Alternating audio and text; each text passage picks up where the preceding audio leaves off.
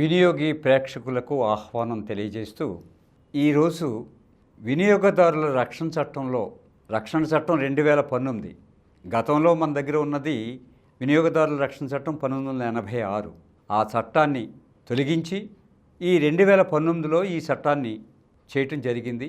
2020లో ఆ చట్టం అమల్లోకి వచ్చింది. ఈ చట్టంలో ముఖ్యంగా 3 చాప్టర్స్ ఇంక్లూడ్ చేశారు. 1986 చట్టంలో లేని 3 చాప్టర్స్ని ఇందులో పెట్టారు. 1986 చట్టం కేవలము 31 సెక్షన్స్తో ఉండేది.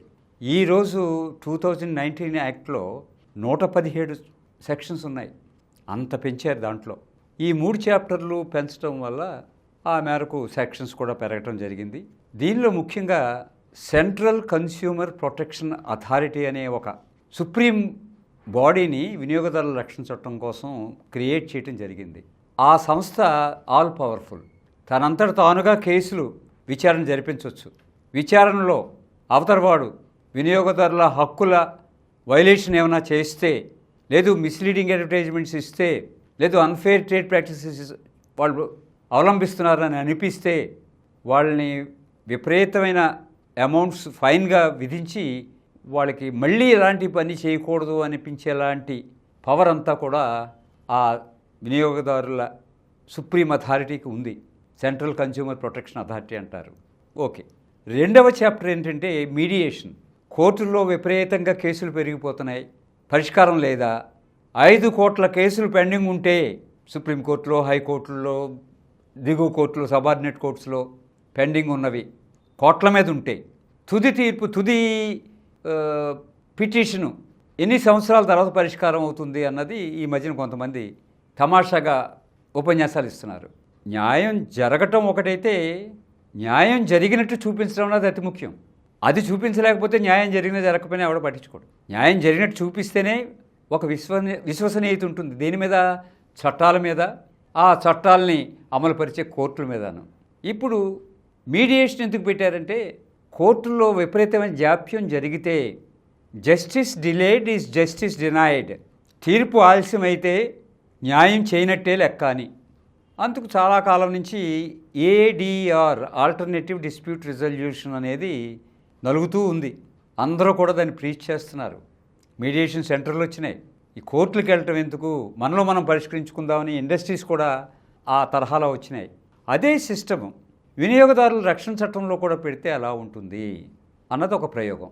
అందుకని ఒక చాప్టరు మీడియేషన్ అని ప్రత్యేకంగా చాప్టర్ పెట్టి ఆ మీడియేషన్ కోసం మిగతా ప్రొవిజన్స్ ఎలా సహకరించాలన్నది రాసి పెట్టారు. మూడవది ప్రోడక్ట్ లయబిలిటీ.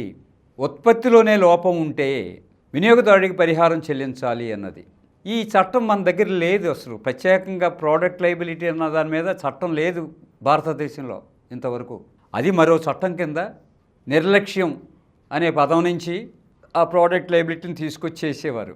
ఇప్పుడు అది తీసేయటం కోసం అని చెప్పి ఓ చట్టం ఉంది దీనికి అని చెప్పాలని ప్రోడక్ట్ లయబిలిటీ అనేది కన్స్యూమర్ ప్రొటెక్షన్ యాక్ట్లో తీసుకొచ్చి పెట్టారు. ఈ 3 చాప్టర్స్ తోటి విస్తృతమైంది వినియోగదారుల రక్షణ చట్టం. ఇంతవరకు బాగానే ఉంది. సరే, మీడియేషన్ గురించి చెప్పాలన్న ఉద్దేశంతోనే నేను ఇది మాట్లాడుతున్నా. మీడియేషను మంచిదే, కానీ మీడియేషన్కి వినియోగదారుడు అంటే ఇద్దరు పార్టీలు కూడా ఒప్పుకోవాలి. మీడియేషన్ అంటే వినియోగదారుడు ఒప్పుకోవాలి, వినియోగదారుడు ఎవరి మీద అయితే కేసు వేసారో ఆయన ఒప్పుకోవాలి. అలా ఒప్పుకోరు.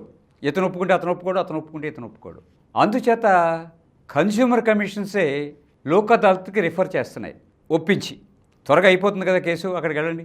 ఇష్టపడే వెళ్తున్నారో అయిష్టంగానే వెళ్తున్నారో అక్కడికి అయిపోతుందని అంటున్నారు. ఎందుకంటే ఈ కోర్టు అలా చెప్పినప్పుడు మనం వెళ్ళకపోతే ఏమవుతుంది, డిలే అయిపోతుందేమో అని ఇలాంటి ఏవో భయాలు ఉంటాయి వాళ్ళకి. సో పార్టీలు ముందుకు రారు. సరే, మొత్తానికి కొంతమందిని ఒప్పించి మీడియేషన్ సెల్కి పంపించారు. వెంటనే ఒక ప్రశ్న వచ్చింది, మరి మీడియేషన్ చేసే ఆ మీడియేటర్కి ఫీజు ఎవరిస్తారు? మీడియేటర్ ఫీజు ఒక సందర్భంలో 40,000గా నిర్ణయించారు. 2 పార్టీలు పరిష్కారం అయిపోయింది కాబట్టి చెరో 20,000 మీడియేటర్కి ఇవ్వాలి అని. 5 లక్షల వాల్యూ ఉన్న కంప్లైంట్ వరకు నువ్వు పైసా ఫీజు తీసుకోకుండా కన్స్యూమర్ కమిషన్స్ ఎడ్యుడికేట్ చేస్తున్నాయి కదా.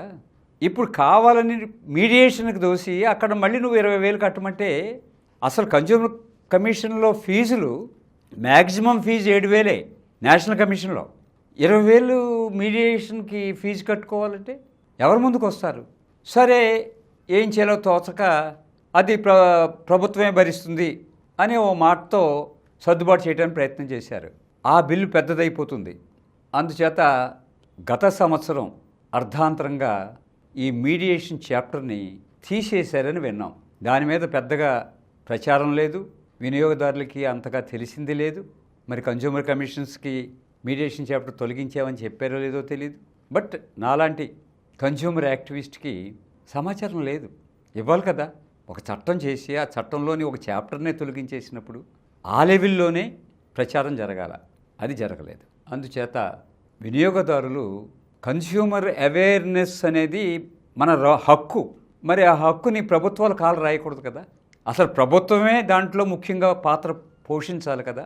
మరి అలాంటి ప్రభుత్వం తీసుకున్న ఆ మీడియేషన్ చాప్టర్ రిమూవల్ని ఎందుకు కన్స్యూమర్స్కి తెలియజేయడానికి ఆసక్తి చూపించలేదు? అది విమర్శ వస్తుంది. ఎందుకంటే అందరూ ఏడీఆర్ అంటే మరి అది ఎందుకు నువ్వు తొలగించావంటావు? కామ్గా చేసేస్తే పోతుంది. పబ్లిక్ పాలసీ ఒకటి ఉన్నప్పుడు ఆ పాలసీ వీటిలన్నింటినీ సరిదిద్దుతుంది.